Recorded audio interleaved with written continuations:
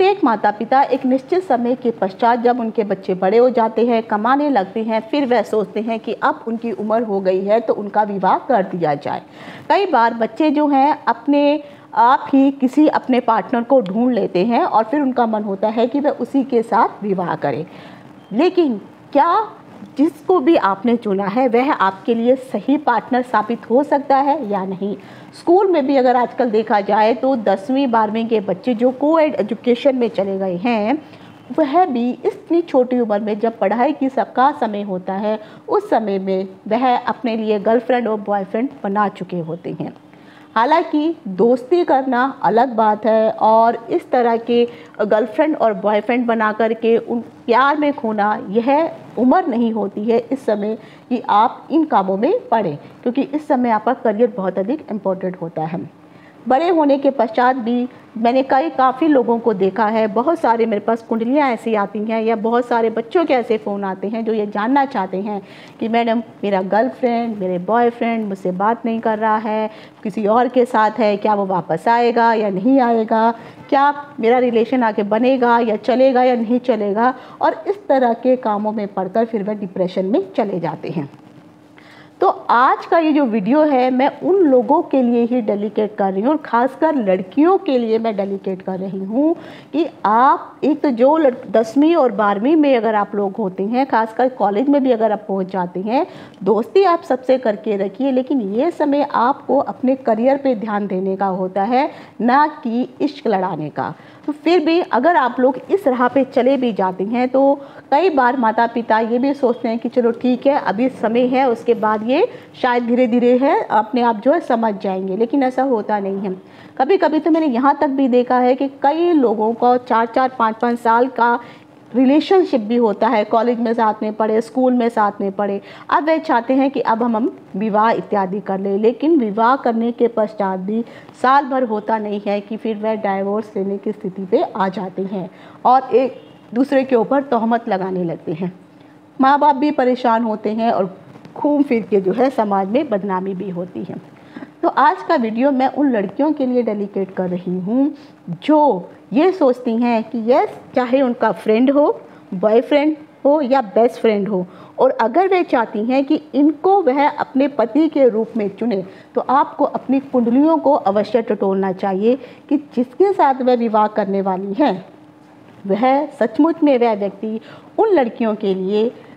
जो है पति के रूप में सही साबित हो भी सकता है या नहीं हो सकता है। क्योंकि बहुत सारे जो हैं मुझे कॉल्स वगैरह आते हैं और फिर वो परेशान हो जाते हैं, टेंशन होती है और छोटी सी उम्र में ही फिर वह एंजाइटी के शिकार हो जाते हैं।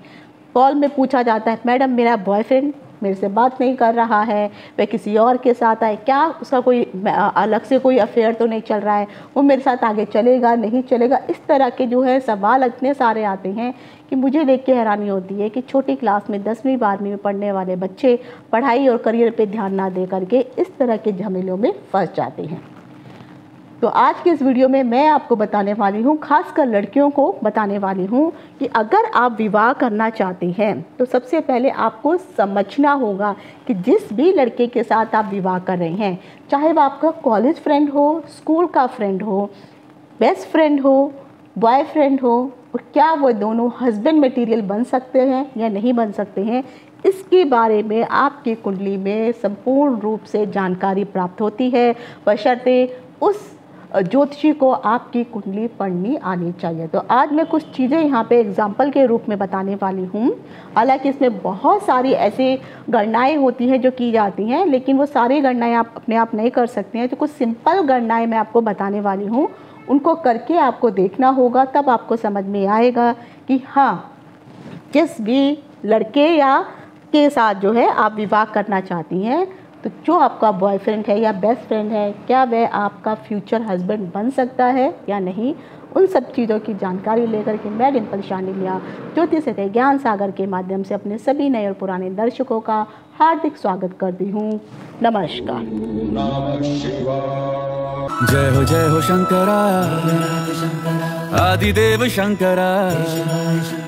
तेरे जाप के बिना चले ये सांस किस तरह। मेरा कर्म तू ही जाने, क्या बुरा है क्या भला, तेरे रास्ते पे मैं तो आंख मूंद के चला। तेरे नाम की जोत ने सारा हर लिया तमस मेरा। नमो नमो शंकर, भोलेनाथ शंकरा, रुद्रदेव हे महेश्वरा।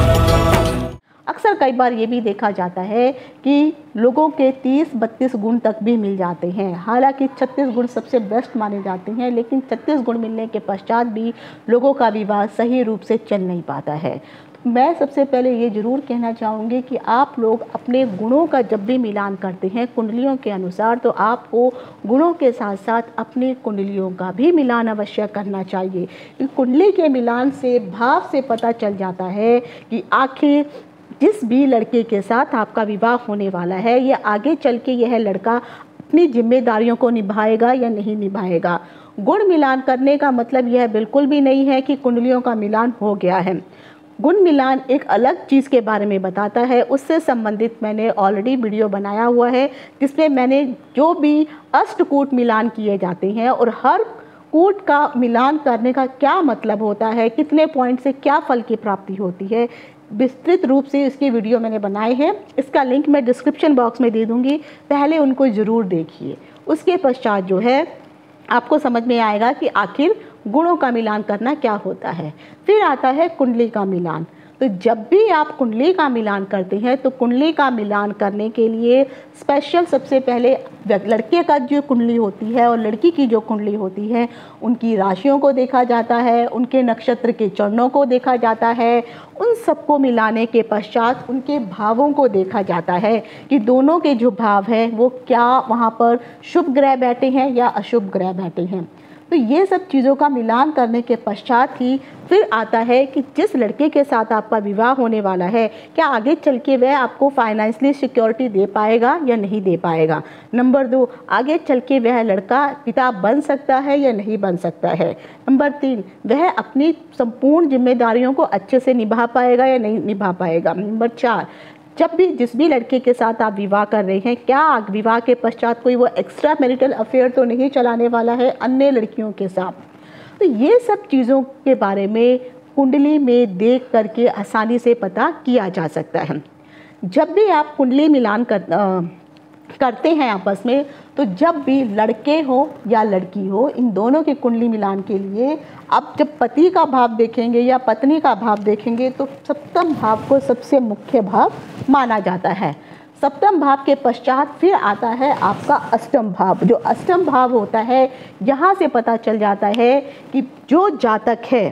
सप्तम भाव से आपके पार्टनर के बारे में पता चलेगा कि वह कैसा रहने वाला है, उसका नेचर कैसा होगा और आपका वैवाहिक जीवन कैसा रहेगा। अष्टम भाव से पता चलेगा कहीं वह गुप्त कार्य तो नहीं कर रहा है, किसी अन्य औरतों के साथ एक्स्ट्रा मैरिटल अफेयर तो नहीं बना रहा है, या अगर वो आपका बॉयफ्रेंड भी है तो कहीं आपके अलावा उसकी और अन्य कोई गर्लफ्रेंड्स वगैरह तो नहीं है। तो ये गुप्त भाव माना जाता है। तो अष्टम भाव से पता चलता है। और उसके बाद आता है 12वां भाव। जो 12वां भाव होता है, यहाँ से पता चलता है सैया सुख के बारे में। सैया सुख वह होता है कि रात्रि के समय जब आप सोते हैं तो उस समय बेड प्लेजर महत्वपूर्ण आ जाता है विवाह के पश्चात। तो क्या वो व्यक्ति आपको पूरी तरह से शारीरिक संबंध बनाने लायक है या नहीं है, क्या उस जातक में या लड़के में इतने गुण हैं कि वह आगे किसी बेबी को प्रोड्यूस कर सकता है या नहीं कर सकता है। तो ये सब तक सारी चीज़ें आप नहीं देखेंगे तब उसका शारीरिक संबंध अच्छा नहीं बना पाएगा, आगे चल के जो है बच्चे इत्यादि नहीं होंगे, तो आपको फिर मुश्किलों का सामना करना पड़ता है। तो जब भी आप कन्या के विवाह के बारे में सोच रहे हैं या कोई कन्या किसी लड़के के बारे में सोच रही है, तो उसको ये पहले देखना पड़ेगा कि उसकी कुंडली में ग्रहों की स्थिति कैसी है। अगर आप बुध ग्रह को देखते हैं तो बुध ग्रह से पता चलता है कि आपका जो, मान लीजिए मैं यहाँ पे कोई नंबर नहीं डाल रही हूँ, जस्ट मैं वैसे ही बता रही हूँ कि बुध ग्रह जो होता है ये आपको बताता है आपके बॉयफ्रेंड के बारे में। अगर आप उसके बाद आता है मंगल ग्रह, तो मंगल ग्रह जो बताता है ये आपके बारे में बेस्ट फ्रेंड के बारे में बताता है। और उसके बाद आता है गुरु ग्रह, और जो गुरु होता है ये आपके हस्बैंड के बारे में बताता है। तो आपको सबसे पहले इन तीनों की कंडीशन को देखना बहुत अधिक ज़रूरी है कि आपकी कुंडली में इन तीनों की कंडीशन कैसी है। बुध, मंगल, गुरु कौन कौन से भाव में आकर के बैठे हुए हैं। किसी भी कन्या की कुंडली को देख करके उसके बॉयफ्रेंड, बेस्ट फ्रेंड और उसके पति के बारे में संपूर्ण रूप से जानकारी प्राप्त की जा सकती है। कुंडली में जैसे मैंने आपको बताया, अगर आप मंगल की स्थिति को देखते हैं तो इससे आपके बॉयफ्रेंड के बारे में पता चलेगा। बुध की स्थिति देखते हैं तो आपके बेस्ट फ्रेंड के बारे में पता चलेगा, और गुरु की स्थिति देखते हैं तो आपके पति के बारे में पता चलेगा। तो ये तीनों ग्रह इसी चीज़ के कारक माने जाते हैं। कन्या की कुंडली में अगर आप मंगल ग्रह की स्थिति को देखते हैं तो मंगल ग्रह की स्थिति से पता चलता है कि उसका आत्मविश्वास कैसा है, उस जातक की जो बॉयफ्रेंड होगा उसकी ऊर्जा कैसी होगी, जो बॉयफ्रेंड होगा उस बॉयफ्रेंड के प्रतिनिधित्व के बारे में मंगल से पता चलता है कि उस लड़के के अंदर उस प्रकार की एनर्जी है भी या नहीं है। तो जब कोई भी लड़की कोई बॉयफ्रेंड इत्यादि बनाती है तो सबसे पहले वह देखती है कि सामने वाला जो लड़का है वह कितना बलशाली है, कितना शक्तिशाली है, या उसके हील डोल कैसी हैं, उसका बॉडी स्ट्रक्चर कैसा है, वह देखने में कैसा है। तो वो सब चीज़ें जो लड़की जब किसी लड़के के अंदर देखती है, इसका अर्थ होता है कि वह उसकी ऊर्जा का जो प्रयोग है, यानी उसका जो बल है, लड़के का बल है, उस लड़के के बल का प्रयोग वह अपने लिए करना चाहती है, अपने विकास के लिए करना चाहती है। इसके पीछे का कारण क्या है? अब मान लीजिए अगर कोई लड़का शक्तिशाली है, बलशाली है, हिस्ट पुष्ट है और बॉडी बिल्डर के जैसे अगर वो दिखाई दे रहा है और देखने में भी सुंदर है, तो डेफिनेटली उस लड़की के मन में ये आत्मविश्वास तो अवश्य रहेगा कि यस, कुछ भी हो जाए ये लड़का कभी भी मुझे जो है दूसरों से हमेशा प्रोटेक्ट करके रखेगा। तो इस प्रकार की भावना जो है जो उस लड़की के अंदर आती है, इसीलिए वह मंगल से प्रभावित जो भी लड़के होते हैं, जो शक्तिशाली होते हैं, लंबे चौड़े होते हैं, इस प्रकार के लड़कों को देखना या अपना बॉयफ्रेंड बनाना पसंद करती हैं, ताकि उनकी शक्ति का प्रयोग वह अपने स्वयं की रक्षा के लिए कर सके। लेकिन यहाँ पे देखा जाए तो मंगल यहाँ पे पति का कारक नहीं बन सकता है, क्योंकि यहाँ पर जो मंगल होगा वह अग्रेशन को भी दिखाएगा। अब जब जो लड़की ये सोचती है कि उसका जो बॉयफ्रेंड है अगर वो मंगल से प्रभावित है, तो जो आदमी दूसरों को डरा धमका करके उस लड़की का प्रोटेक्शन कर सकता है, तो कल को ऐसी नौबत भी आ सकती है कि वही आदमी उस लड़की के साथ भी हाथापाई करके उसको भी डरा धमका सकता है। तो इसीलिए मंगल के कारण, यानी आपका जो भी बॉयफ्रेंड होगा, तो आपको देखना पड़ेगा कि कुंडली में मंगल की स्थिति कहाँ पर है, कौन से भाव में आकर के मंगल बैठा हुआ है। मंगल दुश्मनों के साथ राशि में तो नहीं बैठा है, मंगल मित्र की राशि में बैठा है, स्वयं की राशि में बैठा है, या उच्च होकर के बैठा है। कहीं पर बुरे ग्रहों या शत्रु ग्रहों की मंगल के ऊपर जो है कुदृष्टि तो नहीं पड़ रही है, तो और उस किस नक्षत्र में बैठा है, उसका बलाबल कितना है, ये सब चीज़ें आपको देखनी पड़ेंगी। तभी जाकर के आपको समझ में आएगा कि हाँ, ये जो लड़का है अगर ये मुझे दूसरों से प्रोटेक्ट कर सकता है, तो कल को यह अब मेरे लिए भी कहीं ना कहीं घातक भी सिद्ध हो सकता है। क्योंकि जो मंगल से प्रभावित लोग होते हैं वे सोचते समझते कम हैं, हाथ पांव अपने ज़्यादा चलाते हैं।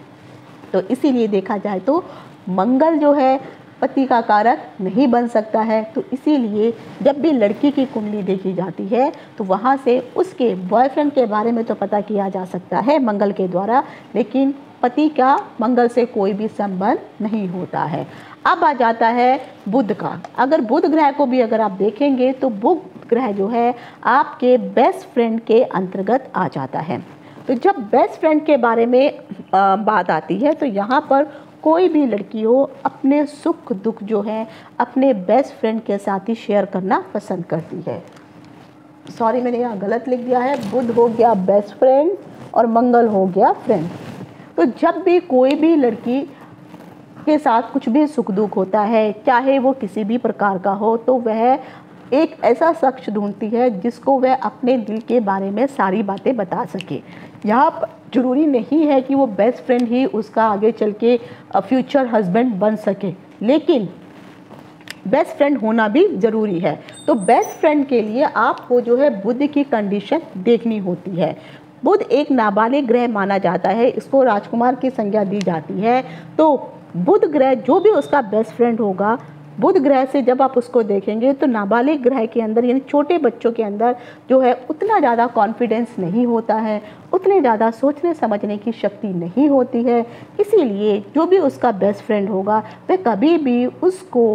प्रपोज कर नहीं पाता है, क्योंकि उसके अंदर खुद के अंदर ही कॉन्फिडेंस लेवल नहीं होता है। हाँ, उसका वह बहुत अच्छा मित्र, बहुत अच्छा दोस्त जरूर बन सकता है। तो अगर किसी भी लड़की की कुंडली में बुध की कंडीशन अगर आप देखते हैं और अगर वह आपका बेस्ट फ्रेंड है और आप सोच रही हैं कि मेरा बेस्ट फ्रेंड आगे चल के मेरा लिए फ्यूचर हस्बैंड बन सकता है, तो मैं कहूँगी कि बिल्कुल नहीं, क्योंकि आपको पहले आपकी कुंडली में देखना होगा कि आपकी जो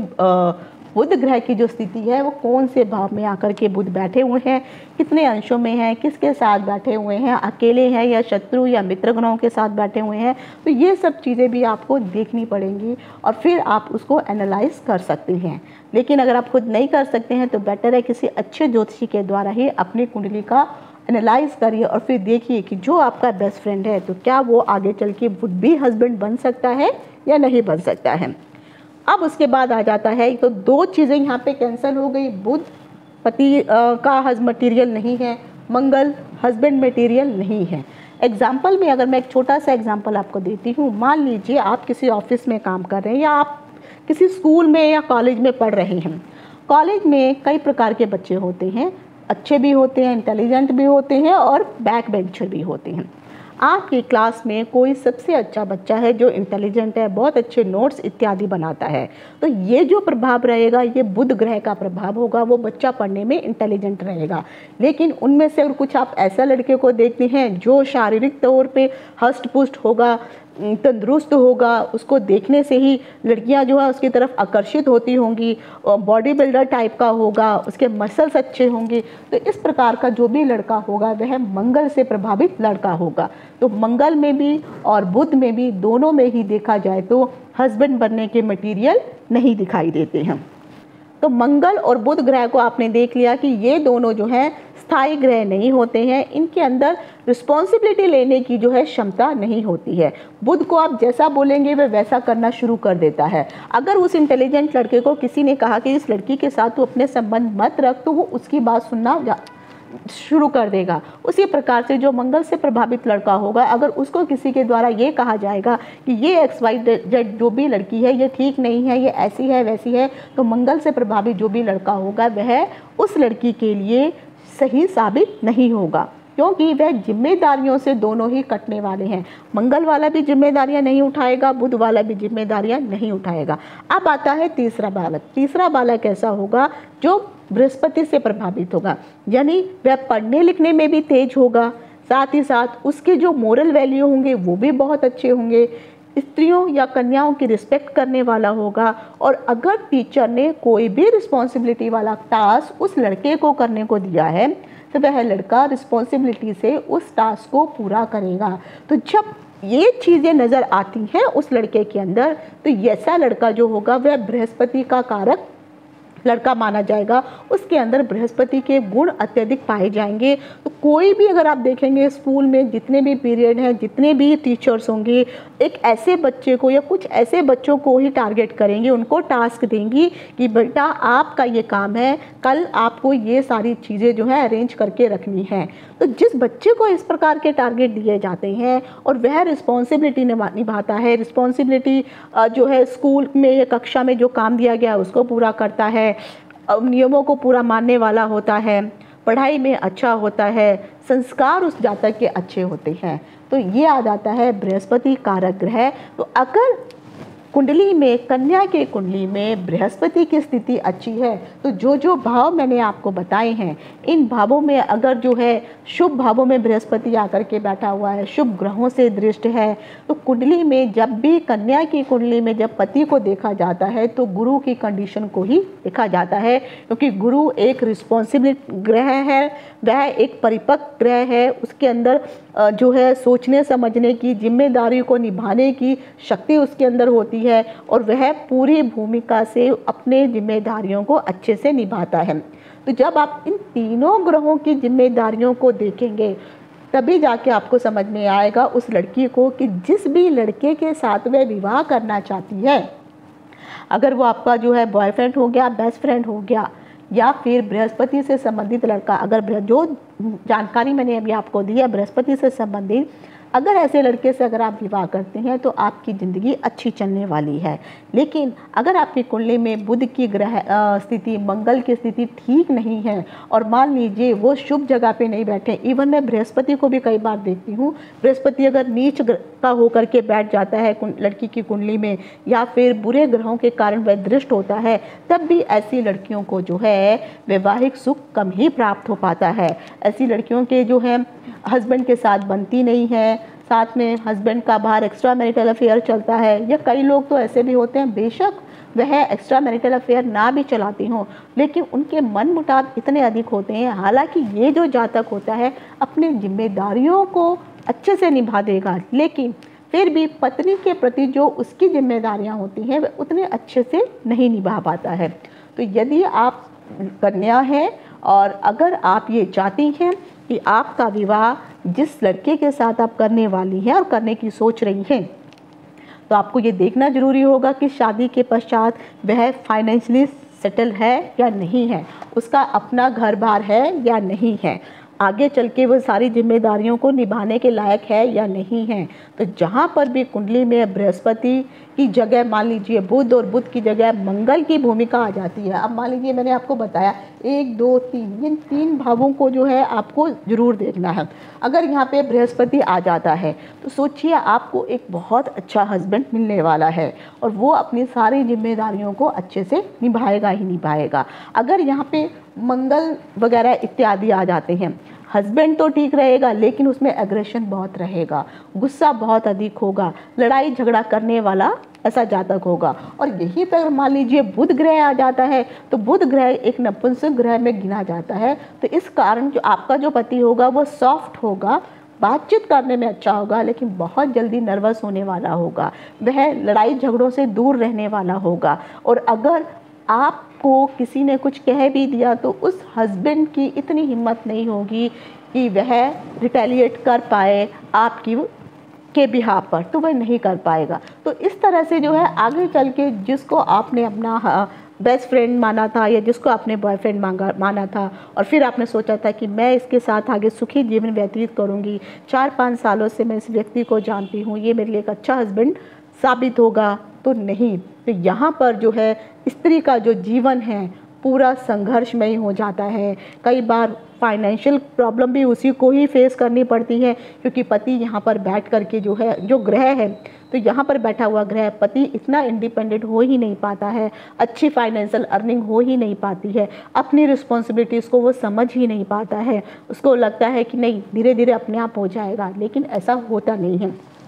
अगर यहाँ पर आकर के मान लीजिए इन भावों में आकर के मंगल बैठ जाता है तो मंगल ना तो दिल से सोचता है ना दिमाग से सोचता है, वह हाथापाई का प्रयोग करने वाला ज़्यादा होता है, गुस्सा उसके दिमाग पर होता है, मांसपेशियों का प्रयोग करने वाला होता है, जिसके कारण आगे चल के ऐसे महिलाओं का जो जीवन है वैवाहिक जीवन एकदम दुष्कर हो जाता है। क्योंकि यहाँ पर जो है आदमी को आप जितना भी समझाने की कोशिश करेंगी वह नहीं समझेगा, उल्टा इरिटेट होकर के वह हाथापाई करने पे आ जाएगा। अगर यहाँ पर जैसे मैंने कहा कि बुध अगर आ जाता है तो उसके अंदर बचपना अधिक होने के कारण जिम्मेदारियों को वो निभाएगा ही नहीं, उसको एहसास ही नहीं होगा कि परिवार के प्रति, बच्चों के प्रति, वाइफ के प्रति भी उसकी जो जिम्मेदारियां हैं वह पूर्ण रूप से पूरा कर भी पा रहा है या नहीं कर पा रहा है। बहुत ही अधिक गंभीर बातों को भी वह हंसी मजाक में ही उड़ा देने वाला होगा। तो जब आप कोई महत्वपूर्ण बात अपने पति से कर रही होंगी और वह उसको हंसी मजाक में उड़ा देगा तो यहाँ पर घरेलू विवाद होना ना बिल्कुल ही जायज़ है। तो यहाँ पर परिस्थितियाँ बदलती जाती हैं, दोनों में हमेशा अनबन होने लगती है और साथ ही साथ गृहस्थ जीवन जो है कहीं ना कहीं सुख में ना होने के कारण दुख में बनता चला जाता है। अगर बुध ठीक भी नहीं होगा तो पहली बात तो एक भी देखा जाएगा कि बुध अगर कमज़ोर होगा आपकी कुंडली में तो आपका कोई बेस्ट फ्रेंड हो ही नहीं पाएगा, और अगर कोई बेस्ट फ्रेंड होगा भी तो वह उस हिसाब से उतना ज़्यादा सपोर्ट करने वाला आपको नहीं होगा जिस हिसाब से एक अच्छा बेस्ट फ्रेंड सपोर्ट करता है। लेकिन अगर आपकी कुंडली में बुध ग्रह की स्थिति बहुत अच्छी है तो आपका बेस्ट फ्रेंड बहुत अच्छा होगा, सुख दुख में आपकी मदद करने वाला होगा, सब आपको सपोर्ट करने वाला होगा, आपको समझने वाला होगा, और कहीं ना कहीं कभी भी अगर किसी प्रकार की मुश्किलों में अगर आप फंस जाती हैं तो आपको अच्छी एडवाइस देने वाला भी ऐसा जातक होता है। तो अगर आपकी कुंडली में आपके मंगल की स्थिति अच्छी होती है तो यहाँ पर आपका एक अच्छा बॉयफ्रेंड हो सकता है। वह बॉयफ्रेंड भी आपके सुख दुख में साथ देने वाला हो सकता है। लेकिन अगर मंगल की कंडीशन अच्छी नहीं होगी तो आपका बॉयफ्रेंड भी होगा ही नहीं, या जिसको भी आप सोचेंगी कि इस व्यक्ति के को मैं अपना दोस्त बनाऊं या आगे चल के मैं बॉयफ्रेंड बनाऊं, तो वह व्यक्ति आपका बॉयफ्रेंड बन ही नहीं पाएगा। अब आ जाते हैं कि अगर आपकी कुंडली में बृहस्पति ग्रह की स्थिति को देखना जरूरी है। अगर आपकी कुंडली में बृहस्पति ग्रह बहुत अच्छी स्थिति पर है तो जिस भी लड़के के साथ आप विवाह करने का सोच रही हैं उसके साथ जो है आपका वैवाहिक जीवन अच्छे से चलेगा, स्मूथ चलेगा, आपको जो है पारिवारिक सुख अच्छा मिलेगा। अगर बृहस्पति की स्थिति कन्या होने के बाद आपकी कन्या की कुंडली में अगर बृहस्पति की स्थिति अच्छी है तो ऐसी लड़की पढ़ाई बहुत अच्छी करेगी, उसमें संस्कार होंगे और वह उच्च शिक्षा भी अच्छे से प्राप्त करने वाली होती है। तो अगर आप का कोई बॉयफ्रेंड बनता भी है तो ऐसा लड़का जो है या जो भी जातक होगा वह जिम्मेदारियों को निभाने वाला होगा, उसको अपनी रिस्पॉन्सिबिलिटीज़ पता होंगी, वह परिवार के साथ भी निभाएगा, आपके साथ भी बना के रखेगा, साथ ही साथ समाज में भी उस व्यक्ति का मान सम्मान इत्यादि भी होगा। लेकिन अगर आपकी कुंडली में बृहस्पति की कंडीशन सही नहीं है तो जो भी चीज़ें मैंने आपको बताई हैं, विवाह तो हो जाएगा, देयर इज़ नो डाउट, लेकिन आपका वैवाहिक जीवन उतना सक्सेसफुल या सफल नहीं हो पाएगा। किसी न किसी कारण आपके वैवाहिक जीवन में कोई ना कोई प्रॉब्लम्स और अड़चनें चलती ही रहेंगी। लेकिन कई बार देखा गया है कि अगर कोई भी ग्रह जो है शुभ जगह पर या शुभ भाव में नहीं बैठा है, लेकिन उनके ऊपर अगर आप 2 या 2 से अधिक शुभ ग्रहों की दृष्टियां अगर उनके ऊपर पड़ जाती है तब भी यहाँ पर भेद लग जाता है। और भेद लगने के कारण जो उल्टी चीज़ें अभी मैंने बताई थी कि अगर आपका मंगल ठीक नहीं होगा या मंगल नीच का होगा, शत्रुओं से पीड़ित होगा, लेकिन अगर उसी के ऊपर जो है 2 या 2 से अधिक शुभ ग्रहों की, मान लीजिए चंद्रमा शुभ ग्रह है, शुक्ल पक्ष के चंद्रमा की दृष्टि आ जाए, शुक्र की दृष्टि आ जाए, बुध की दृष्टि आ जाए और साथ ही साथ या बृहस्पति की दृष्टि आ जाए, तो इनमें से 2 या 2 से अधिक ग्रहों की दृष्टि अगर उन खराब ग्रहों के ऊपर आ जाती है तब यह जो सिचुएशन होती है यह बदल जाती है। और फिर यहाँ पर जो आपका वैवाहिक जीवन होता है वह सुख कारक होता है, सुख में होता है।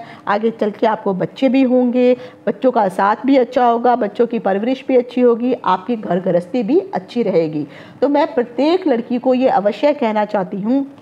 कि अगर आप लव मैरिज करना चाहते हैं, इवन लड़कों के लिए भी मैं यही सजेशन दूंगी कि अगर आप अपनी कुंडली में देखना चाहते हैं कि आप की जो वुड बी वाइफ होने वाली है वो कैसी होगी, तो आपको अपनी कुंडली में शुक्र की कंडीशन को देखना अत्यधिक जरूरी है। अगर शुक्र आपका सही है, शुभ ग्रहों से दृष्ट है, शुभ भावों में बैठा है, त्रिकोण में बैठा है, केंद्र में बैठा है, शुभ ग्रहों की दृष्टि है, तो आप कह सकते हैं कि कहीं ना कहीं आपकी वाइफ बहुत अच्छी होने वाली है, आप दोनों का सामंजस्य बहुत अच्छा होने वाला है। और जो मैंने 3 भाव बताए हैं, इन 3 भावों को देखना बहुत अधिक जरूरी है। यहाँ से आपके पार्टनर के बारे में, यहाँ से उनके गुप्त क्रियाकलाप के बारे में और यहाँ से आपके सैया सुख के बारे में पता चलेगा। तो अगर यहाँ पे मान लीजिए कोई क्रूर ग्रह आकर के बैठे हुए हैं तो वहाँ पर बैठ कर के उन सुखों में वह कमी कर देंगे। यहाँ कोई क्रूर ग्रह बैठा हुआ, मान लीजिए शनि है, राहु है, केतु है, मंगल है, सूर्य है, ये सब अगर आकर के बैठे हुए हैं या नीच के होके बैठे हैं तो वैवाहिक जीवन तो आपका दूभर हो ही जाएगा। कई लोगों का अगर मंगल इत्यादि बैठा हुआ होता है तो यहाँ पर जो है एक तो विवाह ही नहीं हो पाता है। अष्टम में आकर के भी सेम जो मैंने ग्रह बताए हैं तब भी जाकर के अगर ऐसे लोगों का विवाह हो जाता है तो वह अपने घर परिवार में उतने सुखी नहीं होते हैं। तो ऐसे लोग बाहर जाकर के अपना जो है एक्स्ट्रा मैरिटल अफेयर चलाते हैं, 2-2, 3-3 महिलाओं के साथ ऐसे लोग नाजायज़ संबंध बना करके रखते हैं। और अगर यहाँ पे आ जाता है तो हस्बैंड और वाइफ के बीच में जो है बेड प्लेजर होना चाहिए वो होता ही नहीं है। और बहुत बार मैंने जब कुंडलियों में देखा है कि अगर लड़के की अगर शुक्र सही नहीं होता है और लड़की की कुंडली में भी अगर शुक्र की स्थिति भी देखनी बहुत अधिक ज़रूरी है, कहीं ना कहीं उसके पति के अंदर ये गुण तो है या ऐसी चीज़ कि वह आगे चल के एक अच्छा पिता बन सके बेबी प्रोड्यूस कर सके, उसके शुक्राणुओं की मात्रा सही होनी चाहिए। कई बार मैंने ऐसे नीच शुक्र वालों को भी देखा हुआ है कि वे विवाह इत्यादि तो सब हो जाता है, लेकिन आगे चल के उनके यहाँ संतान सुख हो ही नहीं पाता। तो अगर आप कन्या हैं, विवाह रोज़ रोज़ नहीं किए जाते हैं, तो कोशिश करिए इन सभी पहलुओं पर हमेशा ध्यान दीजिए और माता पिता की बात अवश्य सुनिए कि जिसके साथ भी आप विवाह करने वाले हैं, गुणों के साथ साथ जो है